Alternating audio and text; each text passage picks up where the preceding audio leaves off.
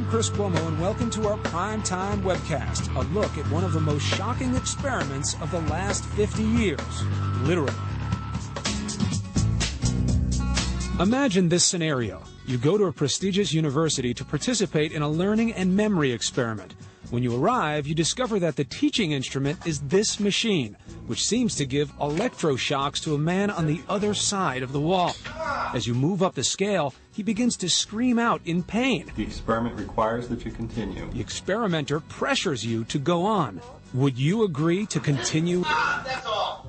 45 years ago, Dr. Stanley Milgram came up with this experiment to test whether people would blindly follow the orders of an authority figure.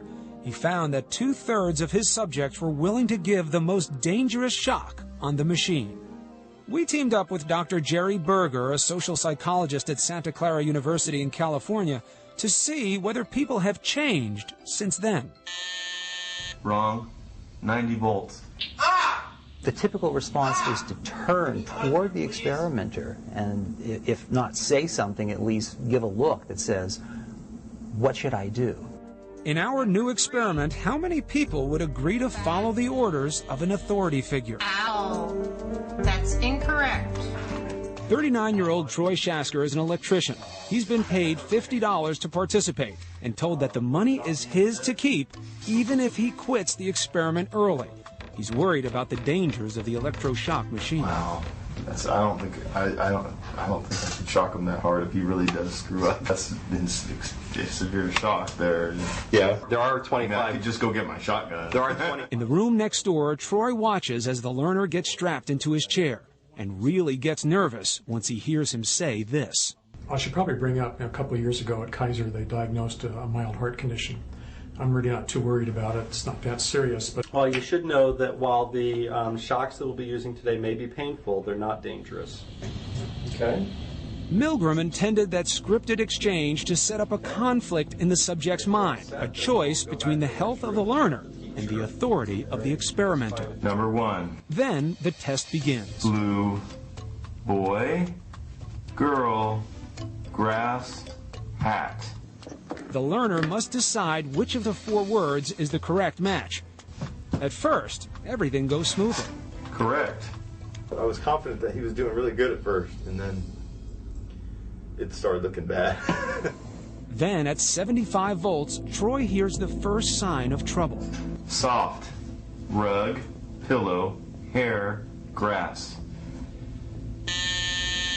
Incorrect.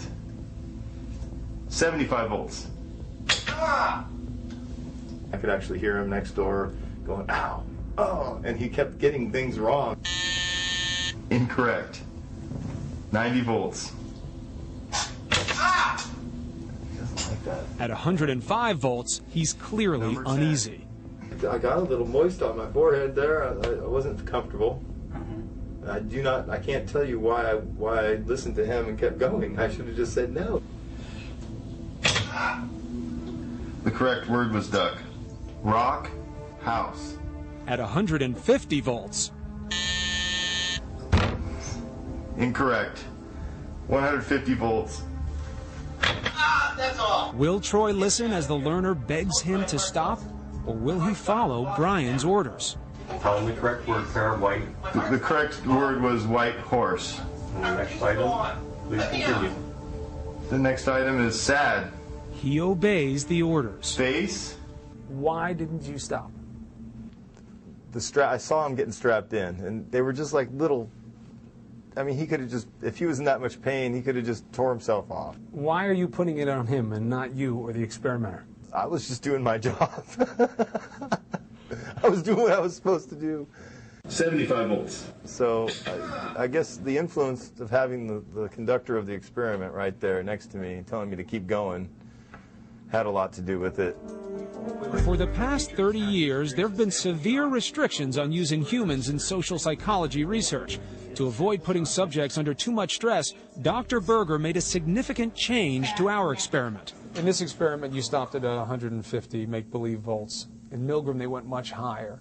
We stopped for ethical reasons. We couldn't put people through the agony that Milgram's participants went through. I told you I had heart trouble. My heart's starting to bother me now. Are there clues that indicate whether certain people might be more compliant with authority? Wrong. 90 volts. When you were watching, how good were you at guessing, oh, this person may go or this may not? It was impossible to tell. I tried to guess. I tried to look for signs, body language, anything to try to guess who's going to continue and who's going to stop. And that tells me that it's not that there are certain kinds of people who are obviously different from the rest of us. It tells me that probably all of us are capable. Thanks for watching our Primetime webcast, and be sure to watch again next week at abcnews.com. I'm Chris Cuomo.